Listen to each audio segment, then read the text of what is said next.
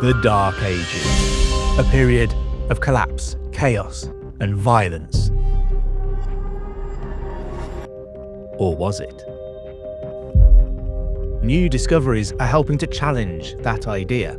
After centuries buried beneath the soil, the graves of Anglo-Saxons are unlocking the secrets of these elusive people, revealing a civilization far more complex than history often remembers. I'm medieval historian Matt Lewis, and I'll be joining osteoarchaeologist Dr. Joe Buckberry at the University of Bradford to investigate the remains of 3 individuals who lived and died in Anglo-Saxon England, and who, in death, may help reveal the truth about life in early medieval Britain.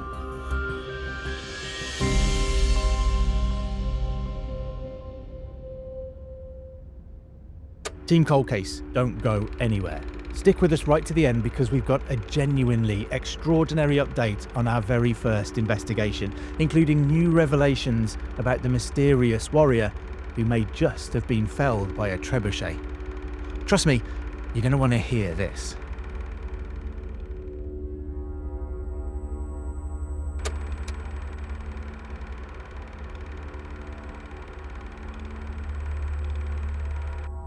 So Joe, what do we have for our first skeleton today? So this is an early medieval individual from Eccles in Kent. And the cemetery was on top of a Romano-British villa, but it dates to the early medieval period. Lodged in time between the fall of Rome and the coming of the Normans lies a forgotten age, the early medieval period, often referred to as the Dark Ages.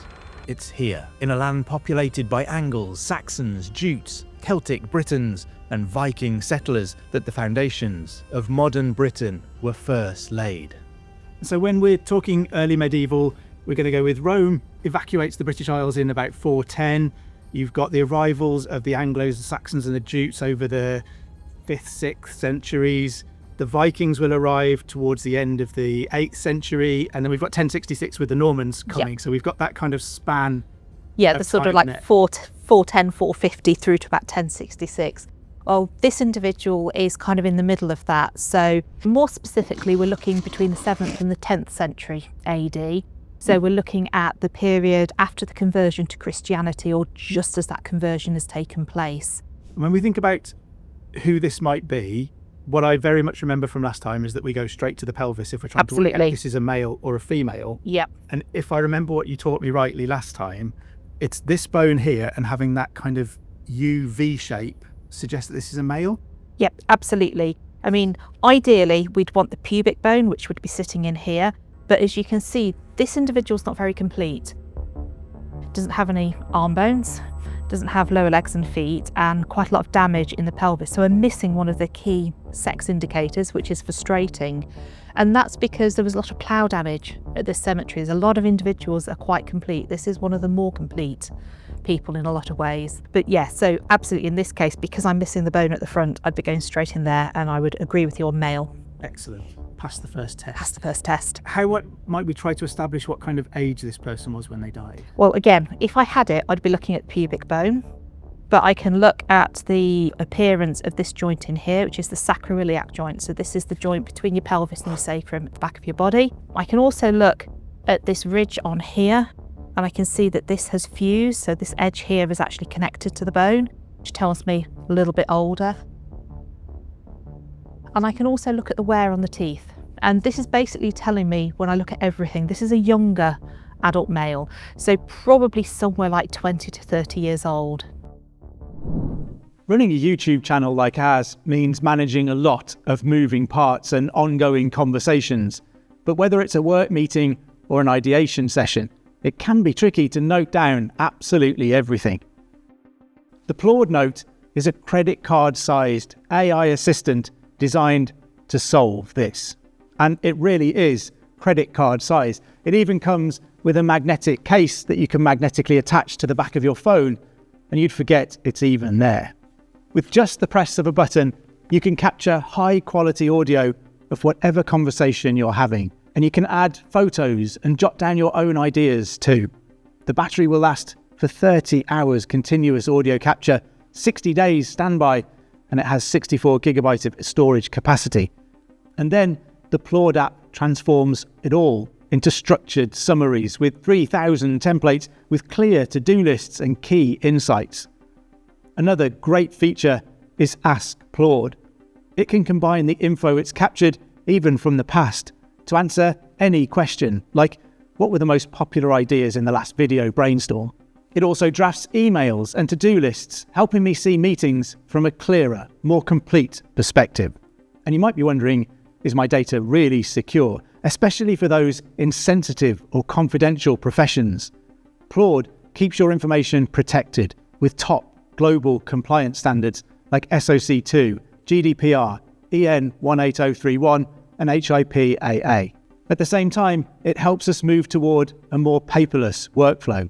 Everything is stored and organised digitally, which is both efficient and environmentally friendly. So if you want to make the most out of every meeting, Claude would be right for you. Click the link in the description to learn more. And is there enough of his remains here to work out what might have happened to him, what caused his death? Absolutely. This is another one of those trauma cases. So we have a lot of sharp force trauma in this case. So things that have come from a weapon with a blade, a sharp edge to it. And that really plays into our notion of that early Anglo-Saxon period in which we think everything is quite lawless. Everybody is running around with a sword, hitting everybody else, desperately trying to get land. And here is someone who has died in exactly that way. Yeah, I mean, you've got a period with multiple battles and skirmishes taking place. The vast majority of people did not die in a battle, and certainly this cemetery, it's not a cemetery for a battle. It does have a few individuals with the trauma, but it's a community cemetery with a broad spectrum of people, children, women, people who died in their old age, various diseases. But we have a few with injuries like this, including this particular person. So this is someone who, even if he died in battle, he was taken probably back home. Yeah, buried. and buried with his community in his community cemetery. Yeah. What kind of injuries can you show us on here that demonstrate those battle wounds?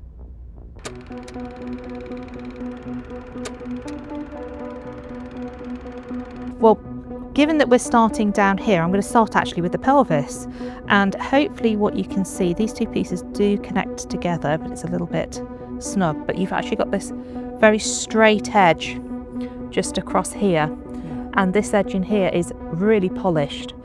So this is a blade injury that's coming through the pelvis. That's coming and right kind at the sort of top of the hip, just below the waist. And there is another one on this side, and you can see this sort of more shallow cut just in this point here. So that one's looking more in sort of butt region. So that's two different wounds as well. In the pelvis. So this is someone who has taken several wounds before he's Absolutely. been killed. So we've also got injuries to these vertebrae in here. We're looking in the lumbar spine, so the lower back, and we've got another cut injury in here. The surface isn't as nice as I would like it to be. There's a bit of post-mortem damage, but it's absolutely flat. You can see just how straight it is if you get the angle right. There is a similar appearance just in here, and it's exposing the sort of trabecular bone on the inside. So we've got lots of small struts of bone, so it's harder to see the cut marks, but that is again perfectly straight. And then this one in here is another injury coming from a different direction. So there are a few. Potentially more than one attacker at this point as well. Certainly more than one injury, potentially more than one attacker. It's hard to say whether or not it's one person having a bit of a frenzy or multiple people. Is there any way of telling from those injuries, is this someone attacking from behind? These injuries, they're happening on the back of the vertebrae, so those are from behind. And certainly this one is from behind. Harder to tell with this one, but my gut feeling is this one's coming from the front, just because this edge is so much more sharp, which tends to be where the first point of impact is. But we have a lot of post-mortem damage here, so it's kind of difficult to be certain about that particular injury. So this is beginning to feel like someone who was either surrounded or perhaps was trying to escape. Yes. After an initial injury perhaps, and was chased. Absolutely, and it's that kind of frenzied fighting. You don't stand facing each other and very nobly fight just facing each other. It's a much more frenetic type of experience. But a terrifying experience for a young man in his 20s He's sustained a battle injury. He's perhaps trying to get away to save his own life. Yes. But he's being pursued and hacked from behind until he's brought down. And the injuries become even more brutal to a certain extent when we look at his skull. But before we get there, I just want to show you a few other ones. It's time in the ribs. And I think I was particularly interested in this rib here. So this fragment, again, you've got a really sharp cut right the way across that particular rib. It's very, very clean on this edge. It's actually broken away. You can actually see there's a fracture running up the length of the rib with this roughened edge. This kind of tells me that the direction is coming from here and it's separating and crumpling in here. So again, this is coming from the outside of the rib cage.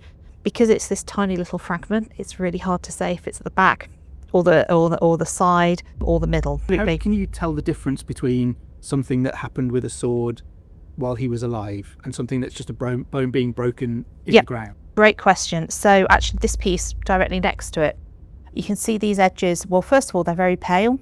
That tells me that that area of bone hasn't been in touch with the soil for as long. So it's kind of, when it's broken, it's paler in colour, but it's very irregular and the texture is all over the place.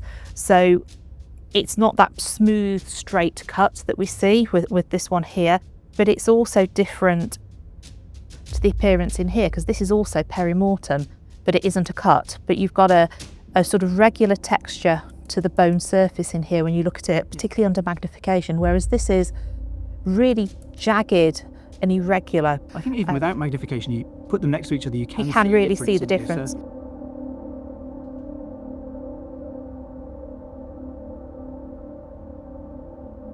So if I just look over here, another very similar sort of thing. In this case, you can see the cut on here, but post-mortem, perhaps this is one that went part way into the rib and then the weapon was pulled out and it didn't fully fracture. And then in the burial environment, because you've got the weight of the soil on top, that's kind of snapped off.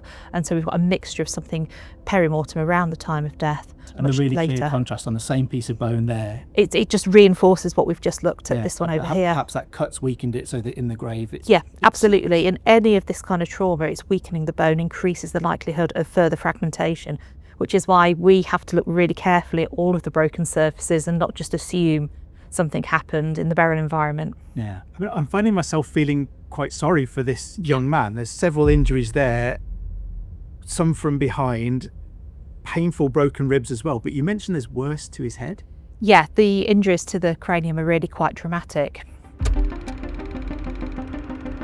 This cranium was quite fragmented in the burial environment. Not long after excavation, pieces were stuck back together with adhesive, but it's not survived as well as we would like. So in some cases, pieces have since come away.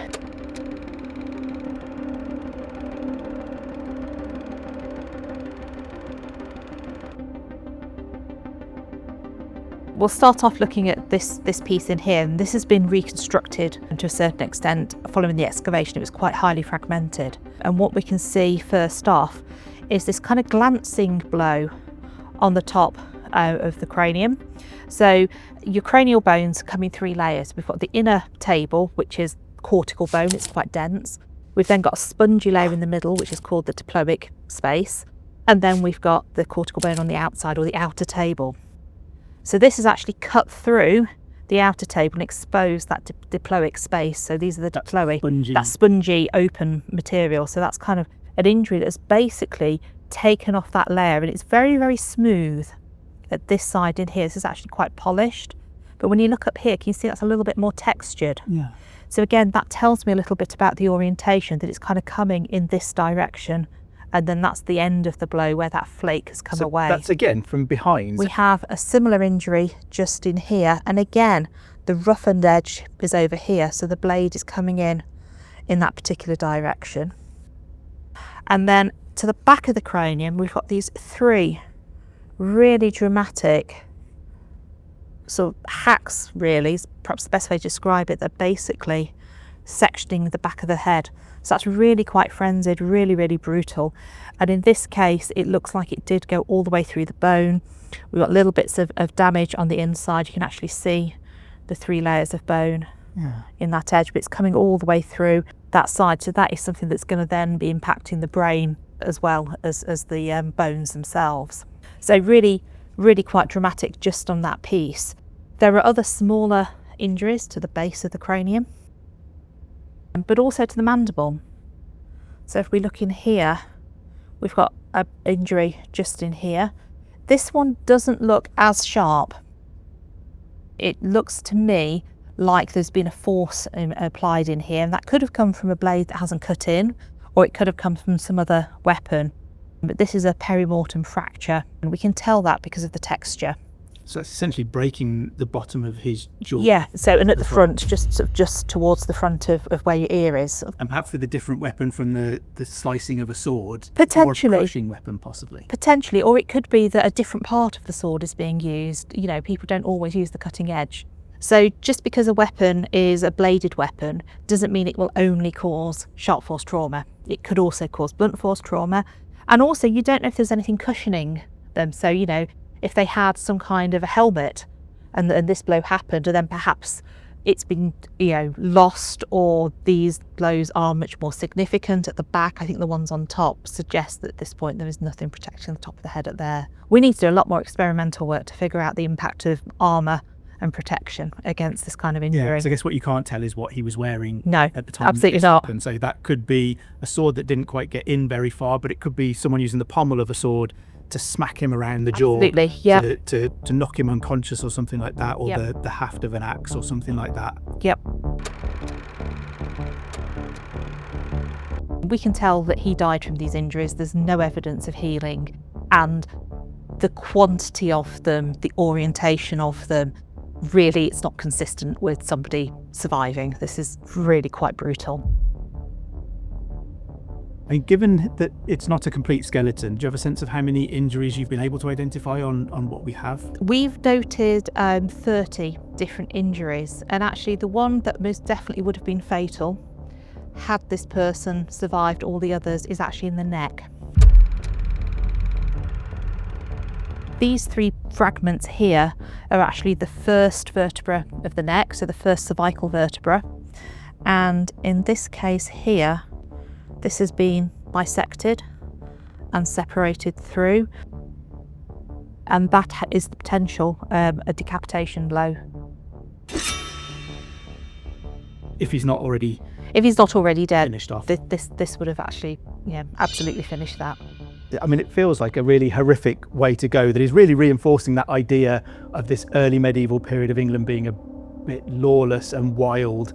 But I'm also struck by the fact that you mentioned this person was taken back to be buried in a community graveyard. He was taken home. Yeah, absolutely. So I've actually got a diagram of the cemetery. And so these lines in here, these are the rooms of the Roman villa that predate the cemetery. And you can see that we have this cemetery in here. What's really interesting is you can see that all of these graves are orientated approximately west-east, typically with the head at the west end of the grave. This is very characteristic of the sort of middle-late Anglo-Saxon cemetery type. So we're looking at Christian burials, head to the west, so that when you sit up on the Day of Judgment, you're facing east, you're facing Jerusalem. Absolutely. And what's really interesting for this cemetery is there are actually 3 layers of burials, and the earliest layer, there's about 24 individuals, I think it was, had some form of a grave good. And they're the kind of thing that we see around about the time of documented conversion of Anglo-Saxons to Christianity. So that gives us an early date of the 7th century for this cemetery.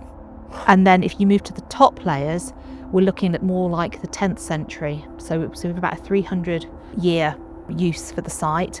And our individual, he's buried just out here. So he's a little bit away from all of the other individuals. There's two people in this little ditch around here. That could have been a deliberate placement, that they're still within the community cemetery. There's a bit of otherness about this individual, so they're separate slightly.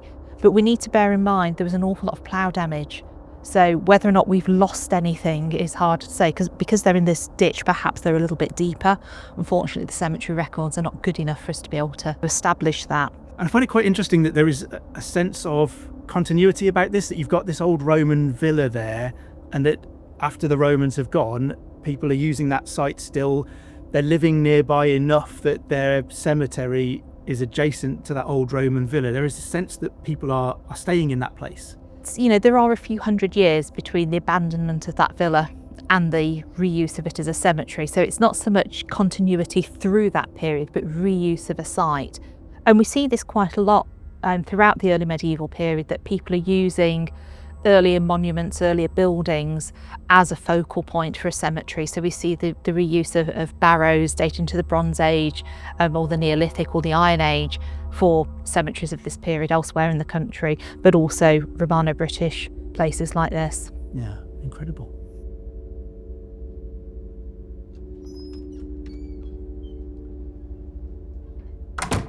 Well, that was so interesting. I'm really struck by how easy it might be to forget that these skeletons were once real people. That's a young man in his 20s. I've got sons that age who's received 30 battle wounds, some of them from behind. He's either surrounded or he's being chased and attacked from behind. Either way, this is someone who died scared. It reinforces that idea of this Anglo-Saxon period as brutal, as full of fights and battles and a need to survive. But against that, we can place the fact that he's taken home to be buried, back to his community, that there were people who loved and cared for this young man.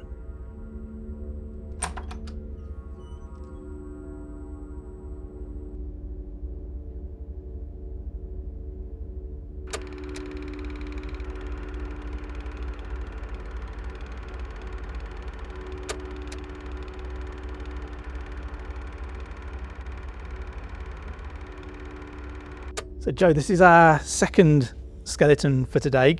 Where on our early medieval slider can we place this one? This cemetery, which is from Northamptonshire, dates to the 10th to 11th century, so right towards the end of that sort of timeline that we talked about earlier. And given that we've met at the pelvis, I'm going to start here and again look at that U shape that I can see in there and say that I would suggest this would be a male. Absolutely, and what's really great here is that we've also got the pubic bone, which is this one here, and so that allows us to assess the sex, looking at the angle, and also the fact that we don't have a ridge running up that side. And looking at the tops of these bones as we did on the previous one, they look fused to me, so maybe a similar sort of age, an adult? Definitely an adult, although I would say the fusion is only just finishing, so there's a slight depression running around here. And we have these much more recently fused with a bit of a gap. Yeah, you can just see those there. So do we have any sense of what might have befallen this? This is another person who's passed away probably in their 20s. So in this case, we're looking at somebody who had leprosy. And the first place to look for that evidence is on the upper jaw.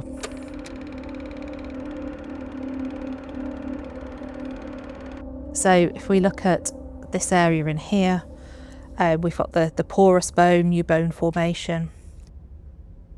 We've got rounding of the nasal margins and then loss of the area just in here, which is called the anterior nasal spine. So we're talking about the area kind of at the bottom of the nose and around the top of the lip. Is this something that would have been clearly visible to people who met this person? Potentially. So what would happen with this sort of skeletal change, you may see a sort of a dipping of the nose, a sort of a less prominent nose. And associated with this, we would have sort of nasal stuffiness, perhaps a hoarse voice, but also skin lesions. So early on, you get patches of paler skin, but later on, and certainly when you're seeing this kind of change, you like to see nodules of hardened skin on the face, which are really quite distinctive. So if this has given us an indicator of leprosy, are there other places that you would look on a skeleton to try to confirm that? Yep, so the next place to look for this person would be the hands.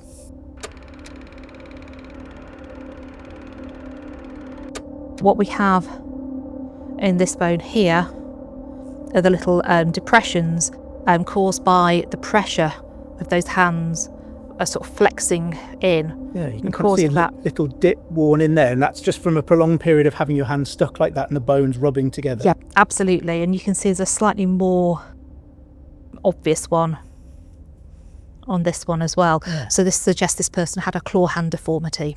Which presumably makes it harder for them to function as a member of society, to work, for example. They probably did get around this. People are very, very adaptable. And so they may have been using their hands in a different way, but there are some things they may not have been able to do, certainly in the same way as you or I might do it. but some things may have been a little bit more challenging and difficult. And is there any other indicator on the skeleton of leprosy? The next place we'd look for in a case of leprosy is the feet. And that's because the Mycobacterium leprae, the pathogen that causes leprosy, likes cold areas of the body. So we've gone for extremities, we've gone nose, fingers, toes. We see features in the feet that this person doesn't have.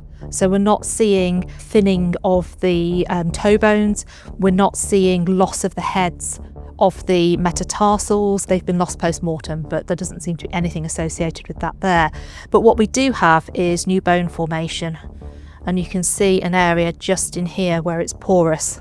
Oh yeah, so it's a different texture and a different colour. Yeah, absolutely, and you can kind of see the difference. And what do you think would be causing new bone growth on a foot there?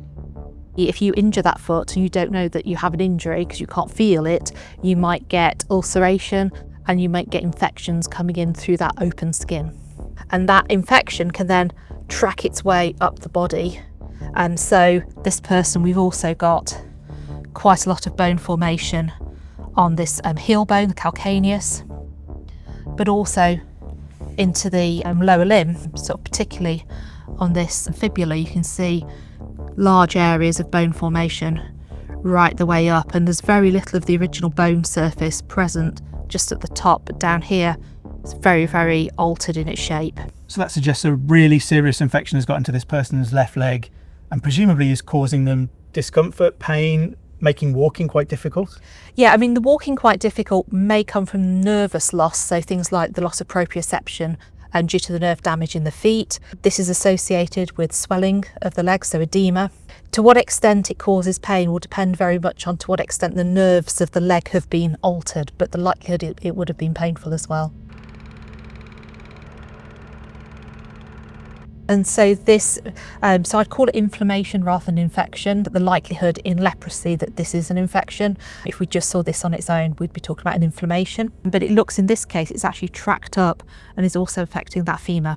And that is strikingly different. There is Absolutely. Something about that bone even I can see. Yeah.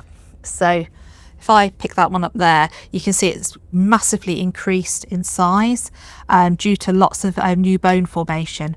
And we've got a little area just in here where we've got some post-mortem damage, which is unfortunate in terms of bone preservation, but it allows us to see multiple layers of bone forming one on top of the other on the outside of this femur. So it's almost like if you go to the beach and you see those kind of slate cliffs where you can clearly see the lines in them, you've almost got that effect there of bone growing on top of bone where it's healing. Yep. And in this case, because it is so enlarged, there's a chance that the infection is also impacting the bone cortex itself. And so that could become increased in size as well, increasing the breadth of this bone. So that's swelling from the inside of the bone, pushing it all out, which sounds really painful. Nasty, nasty stuff. Leprosy isn't particularly contagious. Do we have any kind of idea of how this person may have contracted leprosy? So that's really interesting because we did a study jointly with Manchester, and from that we were able to identify the specific subtype of leprosy that caused the disease of this person, and that's subtype 3K. And today this is found more in East Asia. Archaeologically, it's been identified in Hungary, it's been identified in Turkey, and also a little bit later on in the later medieval period in Denmark. So that's suggesting that this particular pathogen has come from the East rather than being one that's seen elsewhere in Britain. So he may have contracted it or contracted it from someone who's been to those kinds of places. But either way, that really speaks to the connectivity of the early medieval world, that a disease that is present mostly in East Asia is finding its way to Northamptonshire in England. And you've got kind of all of these routes that knit that world together. There's the Silk Road trade routes, but you've got the Vikings who are coming over to raid and get lots of easy gold, but they're also collecting slaves who they are moving to the east as well along that line. And with early Christians, you've got pilgrims heading off to the Holy Land. And that's aside from people who are just doing business. There's lots of reasons that we could have this individual travelling so far east that he's picked up a form of leprosy that you wouldn't normally see in Britain. Yeah, and we need to bear in mind that we may have other cases of this strain in Britain, but they've not been identified at this point from the data that we do have. But certainly it's looking more likely that this pathogen came from the east, and perhaps this person was the one who did the travelling, or they knew somebody else who carried that pathogen back with them and they caught it from them. But again, like our first skeleton, it's quite striking that for all of the stigma that we might think is associated with leprosy, this is someone that you said was buried in their community still. Yeah, and I've actually got a grave plan. So this is a plan of the Raunds cemetery, and you can see we've got a church smack bang in the middle, and then we have all of these burials. They're west-east aligned, they're lying on their backs extended, very much in the Christian fashion. And this individual was buried just down here. So he's within this community cemetery, but he's about as far away from the church as you could get within that. So it's kind of a little bit more marginal. And what's really noticeable to me is that there are other individuals who are buried in that location who also have some form of physical impairment. And that's these three here. This is still within the bounds of the churchyard. He's buried on hallowed ground. He's still part of the community. It perhaps speaks to someone who was less able to contribute to the community. He perhaps wasn't as wealthy or politically important as some of the people who are closer to the church or making their way into the church. But despite that inability to contribute quite so much, they are still members of the community who are buried on hallowed ground. With everybody else, of that community.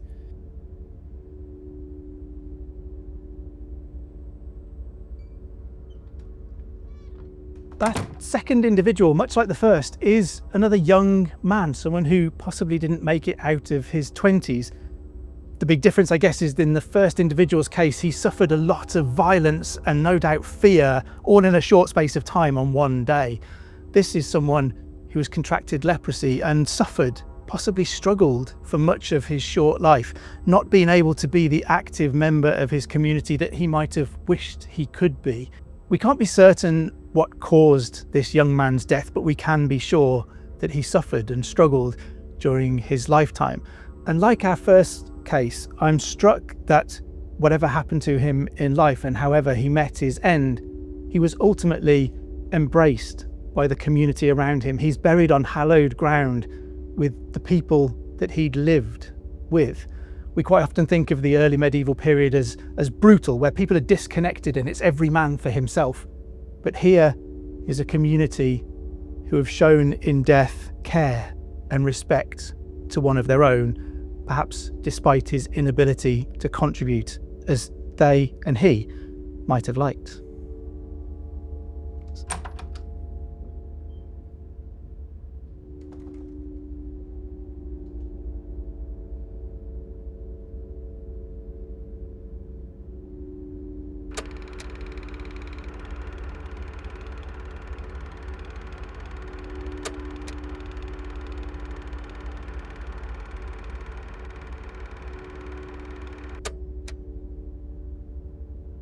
So Joe, while I try and work out whether this would be a male or a female skeleton from the pelvis, where are we placing this on our early medieval scale of dates? This cemetery is Walkington Wold in East Yorkshire, and radiocarbon dates suggest it's from the 7th century to the 11th century, so firmly in the later Anglo-Saxon period, but in use for a quite long period of time. And I'm going for this curve in the pelvis here, and I'm seeing that same U-shape that we've seen before that suggests that this is a male.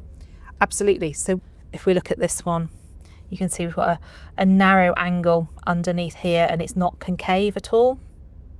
There isn't a ridge, and it's nice and flat. So this is, again, if this was a female, accurate. you'd expect this angle to be greater. Yeah, it would be a much greater angle, but also concave, so cutting away a little bit, and you'd expect to see a ridge coming up the front in this area as well.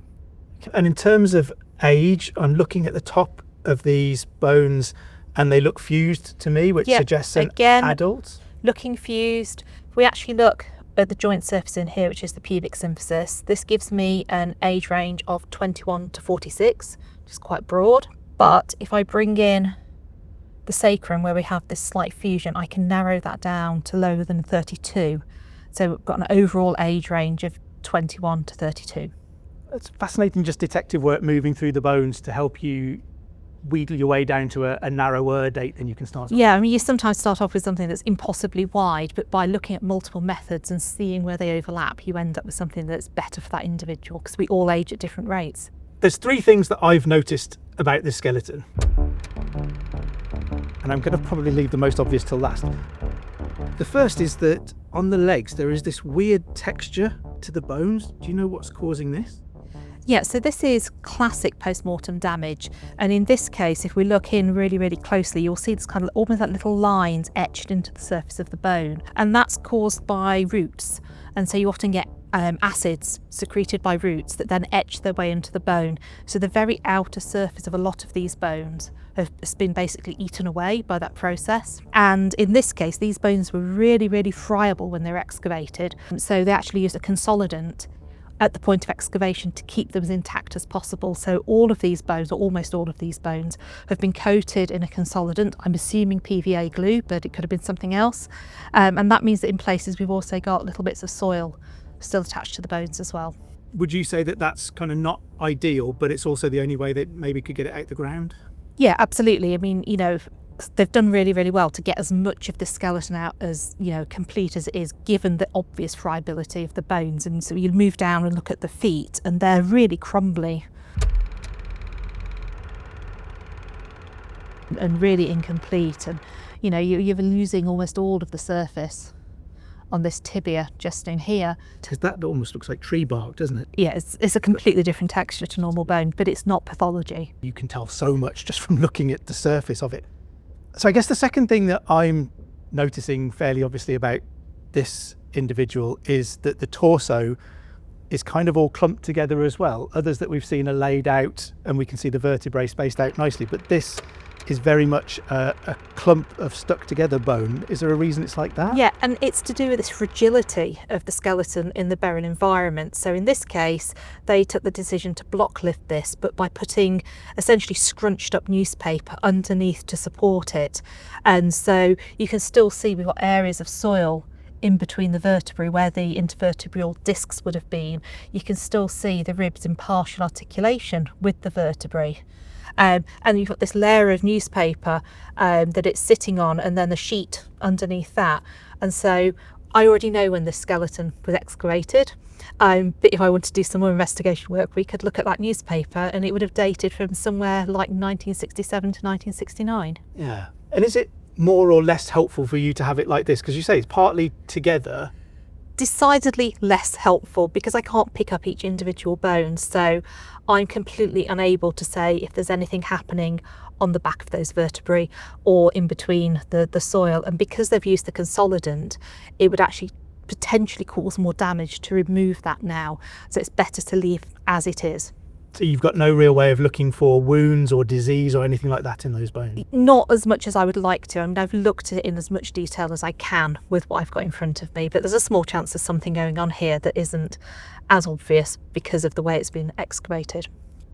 And I guess, there's an elephant in the room here. There's the last obvious thing that I've noticed about this individual, and that's that it's missing a head. There is no skull or anything. Is that simply an incomplete skeleton? That's what we normally think. You see so much intercutting of burials or later features or plough damage that disturb parts of skeletons, and we've seen that in other individuals before. But in this case, this is something that happened around the time of death for this individual. So if we look at this vertebra here, this is the first thoracic vertebra, so we're looking sort of at the base of the neck, and we've actually got a cut mark just through the top of this vertebral body, exposing the trabecular bone on the inside. And we have another one that we can see just in here, slightly higher up, again exposing the trabecular bone of the process, the transverse process, which is the sticky out bit on either side of that vertebra. So where you can see that smooth bit there, and then it exposes the spongy looking bit, that's where something is cut across. This smooth bit here is the original bone surface, so the blade's kind of gone between the vertebral discs and then hit at this point here. And if I get the orientation right, what you should be able to see just in here is where that blade stopped. Oh yeah, so it's a little notch. A little notch, yeah. This injury would have decapitated this individual. It's unusual in that it's coming from the front, and the vast majority of decapitations that we see are from behind. But in this case, that little nick in there really clearly tells us that this one's come from the front. So is this a case where there's been some attempt to bloodlet an individual, slit the throat of the individual, or is it deliberately a decapitation? And is this something that happened when the person was alive, or were they perhaps killed in a different manner and then decapitated as a sort of mark of othering this individual in death? But certainly if they were alive, this would have ended that. I guess throughout all of those options, however that happened, whatever order it might have happened in, what we're probably looking at here is someone who was executed. Yep, this is very much characteristic of an execution blow. Unlike other individuals with trauma throughout the body with injuries to the neck, there isn't any evidence of any other injury elsewhere on this individual. It's just in the neck, and that's true for other individuals at this site. So there are 2 skeletons, this one and another one, and then 4 heads that have decapitation blows, 2 of them from the front and 4 of them from behind. I think interesting when we think about this period of early medieval history in Britain, and again we're tending to think of it as quite a lawless period in which the country is fractured, but here is what is quite possibly a demonstration of law in action. We don't know what this person might have done, but he seems to have been executed, and the suggestion would be for a crime, I guess. Yeah, and if you go back and look at the documentary evidence for the later Anglo-Saxon period, you start to see the development of law codes from different kings. And so we start picking up the different modes of execution and also the kind of things where somebody could be executed. And in this case, decapitation is one of the ones that is mentioned. Hanging is the other one that's most common. And then you may see things like stoning or drowning, although they seem to be more associated with crimes typically committed by women, which is really interesting. It's so frustrating, I guess, that we can't get any closer to what he might have done. But nevertheless, he's being killed probably in a judicial fashion. What do we know about the place where he's buried then? Is he buried on holy ground as part of the community? So this is the cemetery plan for Walkington Wold, and this does not look like a churchyard at all. And the bodies look very higgledy-piggledy. They are. They're not orientated east-west predominantly. They're in all different orientations. We have some who are supine and extended, so lying on their back, but we also have some that appear to be lying on their side. Again, this one with the legs crouched up. We've got a quadruple burial here with 4 people in it, which again is less common. And it's actually centred around this ditch here, which is actually the ditch from a Bronze Age barrow. So this was the original Bronze Age burial that predates this mound. So Walkington Wold as a barrow was quite prominent in the landscape. It's a raised up area of ground, and it's also located on the boundaries of 2 hundreds. So 100 is the administrative district, as I'm sure you already know, but it's also close to a routeway. So this is somewhere that was visible to people moving across the landscape, but as far distant from the community cemetery in the village as you could possibly get. All of that is just so interesting when we think about the potential that this was a criminal, because you're looking at something that suggests very little care in the burials, very little concern for their fate as Christians. Absolutely, and it's really interesting because we have documentary evidence that from the sort of 10th century we actually get law codes saying that criminals cannot be buried in consecrated ground, and that coincides with roughly when cemeteries are getting consecrated as opposed to just being a Christian cemetery. But these kind of cemeteries are in use from the 7th century, so it's almost like the practice was already there and they wrote the law code later. And we add to that this is from an earlier barrow, so it's almost associating them with paganism rather than Christianity. And add to that again that this is on a routeway and on the border of 200s, and they're being pushed to the edge of communities, but also put somewhere that people will pass them, almost as if this is meant to be a warning. Yeah, and I think it was. So the cemetery was in use for quite a long period of time, but we have relatively few burials. They're just spanning several hundred years, which to me suggests that this is something that was actually a really effective deterrent. It wasn't something that was used particularly commonly in this community, certainly for this particular cemetery, but it was something that was highly visible. And what's interesting is if you look at the cemetery, you can see these dots scattered around, and these are all skulls. So the paler ones have actually got mandibles attached to them, and several of those also have vertebrae attached to them. So we know that they were deposited as head with flesh, holding all that body parts together. The black ones don't have any associated bone, it's just the cranium, the top of the skull. That suggests that when they were deposited in this final resting place, there was no soft tissue holding those parts together. So potentially a different practice again, in that these heads have been removed from a body but buried not necessarily with the bodies but straight away, whereas these may have been displayed in some way. That's certainly one of the possibilities, and we have documentary evidence of heads being placed on stakes. There is no evidence of head stakes being used at this cemetery. The bottom of the crania are all perfect. We do also have a slight potential other reason, which is post-mortem disturbance. At Walkington Wold, it's not other archaeology, it's badgers. When it was excavated, it was noted this was the location of a badger set, and there are actually claw marks on the back of a skull. Can't be 100% certain that that's how they ended up separate, but I think it's actually quite likely. Is there any hope of finding a head that might have belonged to this body? It's really difficult. And so the first one is, as you've seen, the bone preservation is not great. So my gut feeling is that DNA preservation in this sort of area of the postcranial skeleton is not going to give us enough to do a match. We may get reasonable stuff from part of the head. So the petrous bone, which is where the ear is really dense and provides much better DNA survival, as do teeth. But getting something from this part of the body in this condition would be challenging. So I don't think DNA is going to help us. And annoyingly, because there is so much disturbance, it's really hard to match all of the bones together. So you've got the vertebrate that sits on top of this would have been in the cemetery somewhere, but we don't necessarily have it. So it's really hard to piece together whose head fits with whose body. It looks haphazard, but it seems like it's meant to be haphazard.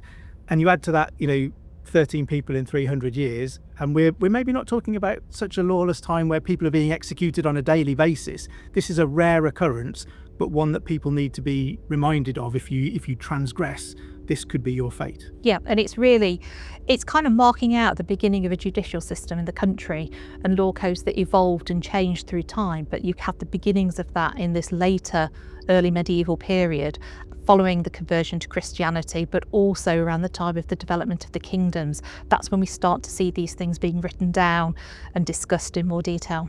But interesting that they may just be catching up with what people are actually doing. Absolutely. Out in the real world. Yeah.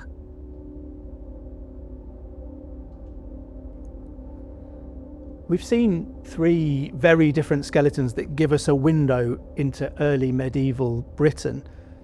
Jo's expertise and her ability to tell the stories of these people from their remains is absolutely fascinating and incredible. What have we learnt about early medieval England? Well, was it a violent and vicious age? Yes, it was. We've seen a young man who lost his life in battle with 30 wounds, perhaps surrounded by enemies. But we've also seen the care that he received, that he was taken home and buried in a graveyard amongst his community. We've seen a young man who suffered with leprosy, but who at the end was still buried amongst the people he'd lived around with care and respect. And despite some of that violence and lawlessness, we have seen the emergence of examples of the codification of law. We've seen a man who was executed as a criminal, who was thrown into a graveyard that was specifically designed to make a spectacle of people like him. And yet, in 300 years of use, there are only 13 people buried there. So perhaps violence isn't quite as prevalent as we thought it was. What strikes me most about this period in British history is it's still a time when people care for people. Last time, we looked at 3 skeletons uncovered at Stirling Castle, remains that helped us piece together the brutal story of its siege. Today, Jo and I are back, and we're going to dig a little deeper, because you had questions, and some of them might just change how we see what happened there. So last time we were here at the University of Bradford, we looked at some skeletons that were found at Stirling Castle. People have been very, very interested in what you were describing from those skeletons, and we had a lot of questions and comments on that video. So I thought we'd take the chance now that we're here again to try and run some of those by you and get your thoughts on them. Fantastic. Let's go.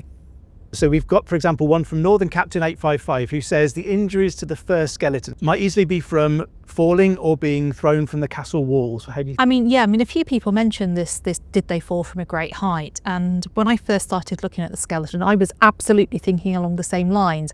I saw another commentator question whether or not they could have been trampled through horses.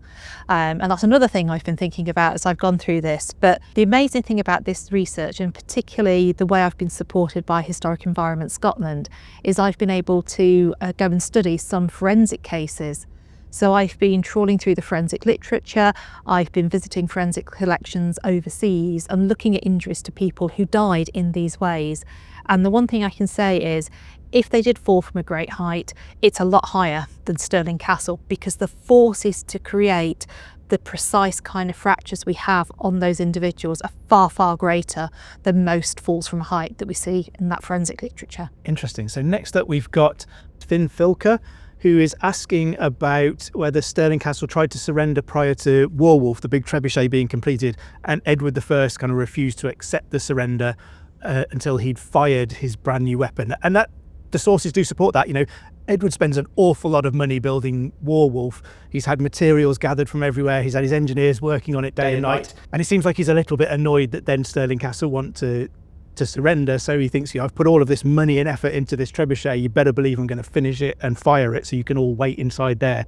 And then as soon as he's managed to fire it once, then he's happy and he accepts the surrender of the castle. Yeah, he's basically got to play with his toys. Yeah. Big boys' toys. So next we've got Speak Up, Rise Up 4549, who says that first skeleton looks like he was used as Warwolf ammunition. Absolutely. And again, it's part of my thought process. And I've been working with a colleague of mine, Patrick Randolph-Quinney, and we've been looking at this skeleton again in even more detail. We've picked up even more fractures on the postcranial skeleton, so from the neck down, including a high proportion of tiny fractures to the back of the spine that when I first recorded them, I'm not sure, I'll leave them as possible, but I'm not going to record them. And he's like, no, I think they really are, which was fascinating. We kind of used magnification. And from that work, we've been looking at the orientation of every single blow. And from what we can tell, it's looking like this person was hit from behind and quite high up across the shoulders, perhaps the back of the head, but also that they were perhaps crouched in a sort of crouching position, which is less likely to be the case if they were being used as Warwolf ammunition. Bill Akers 6082 says, didn't they throw people infected with all sorts of diseases over the walls hoping to infect the enemy? It's not a common tactic, it's not unheard of. So this is one of the ways that people think perhaps the Black Death was spread in particular, but I don't think it's a common tactic, and I'm not sure it's something we particularly see happening in the Scottish Wars of Independence. Mr. Sunlander says maybe he was a Scottish rebel hurled by the trebuchet at the wall just to make a point. Edward, always keen to make a point. Well, we've already said that with the Warwolf is keen to make a point. Absolutely. And, and again, it falls down to that really careful mapping of those fractures. And I think it's highly unlikely that that would have happened. He would have had to have hit the wall at a very specific angle that is much more consistent with somebody hunching down, rather than if you're being flung, you wouldn't be in that position, but also likely that they were standing. And so the force that's running through the body and through the legs to the floor contributing to the way that those fractures are happening. So I think, been thinking about it, not convinced for that one. Yeah. So the next comment came from Longsnapper5382, who is a dentist who wanted to talk about teeth. And he says, amongst his comment, that's a lot of wear on those posterior teeth. We don't see wear like that, even on most 80-year-olds. He had paranormal habits like tooth grinding from stress or something like that. So if this was a forensic case, absolutely, 100%. And, I've talked to forensic anthropologists who said, or people working in forensic situations who find the difference in that rate of wear between modern people and people in the past really quite astonishingly different. For the medieval period, there was a lot of coarseness in the diet. So in particular, when you're grinding flour, because it's been done on stones and it's also not then being sieved at a really high grade, you're going to get bits of grit into that food and that wears your teeth down. And so teeth wear is a much faster in the past. And I've actually got a few props to explain how we work it out, if that's okay. Yeah, I mean, that's great. So, this is a model, and so we've got a baby with all of the teeth under the gums. This one's a young child, and their first permanent molar hasn't erupted yet. We then get one in here where that first molar has actually erupted, and that happens at about 6 years old. We then don't have the model, but when you're about 12, this second molar would erupt and hit that biting surface again. So if you take a series of 12-year-olds, you can work out how much wear you get in 6 years, so 12 minus 6 on that first tooth. Yeah. And then third molar is going to erupt around about 18, something like that. So you can then say, okay, the amount of wear on the second tooth is 6 years of wear, and on the first tooth it's 12 years of wear. And you extrapolate out from that, and you end up with a chart of dental wear, going from really early levels of wear, which our individual was looking somewhere in here with very little exposure of the dental dentine inside the teeth, whereas somebody who was in their 80s would be having very, very little enamel left, if any teeth, and may well have lost them all due to the excessive wear. So just in here we've got virtually no enamel on the tops of these teeth, but enamel all the way around the outside, and this is something that's more consistent with somebody who died between sort of 30 and 50, that kind of region. So dental wear was far, far greater in the medieval period than it is today. Right, and probably down to just a coarser diet, Yeah, coarser food that you're chewing on, wearing your teeth down faster than you would expect today. Right, our next comment comes from Nimitz1739, who says, 13 minutes and 9 seconds in the video. Interesting that he had a cavity. I thought cavities were a modern thing because we have a lot of sugar in our diet, and they pretty much had no sugar in their diet unless they were royalty.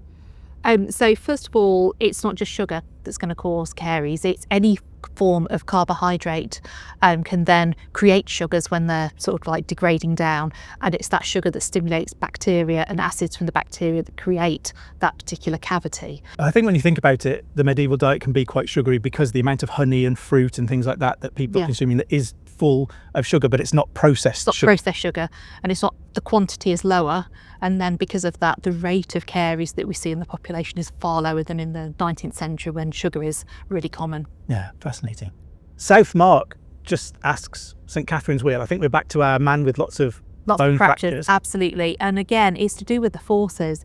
This is a really high energy kind of trauma. It's the sort of things that I was seeing in people who died in car crashes, or who were hit by a train, or more recently I've seen images of somebody who died in an explosion in the 20th century. And St Catherine's Wheel was a medieval form of torture and execution where you were manacled to a wheel, all of your bones were systematically broken with a hammer of some description, and then you were eventually beheaded on the wheel. And that's where the firework gets its name from as well. So next time you're cheering at a St Catherine's Wheel spinning around and round, really think about it a bit more. Yeah, but yeah, that's all life force trauma. It's from a medieval torture device.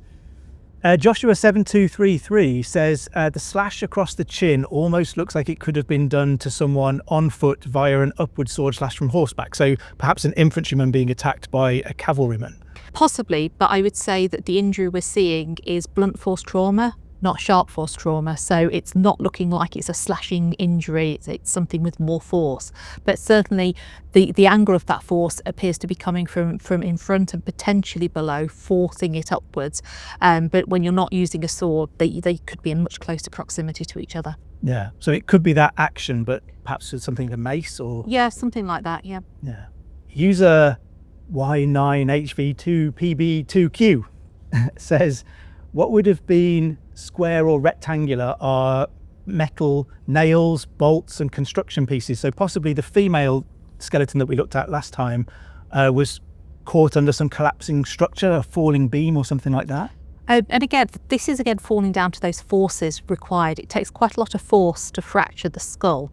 And if that had been the case and that had fallen with enough force to break the skull, I would expect to see blunt force trauma around the impact of the beam rather than those nails or bolts being forced in. And the force required from something like that is unlikely to have been the case. And I think we're looking at something that has spikes on it. Yeah. And I do quite like that people are asking questions that you've asked as well, that you've investigated already, but it's great to be able to respond to them and give them some clarity about whether those things are possible or not. And it is an investigation. It's a mystery, and you're trying to piece piece the pieces of the puzzle together. And to do that, I'm using a lot of sources that are out there in the literature. I'm kind of relying on other people's research and talking to people and exchanging ideas to build up a picture. And that's how science develops. That's how we learn from each other and piece all these things together and figure out what's going on. Yeah, well, thank you so much for taking the time to do that, Jo. No, I'm happy to do so. Remember to let us know your thoughts and theories in the comments below, and stay tuned for future episodes.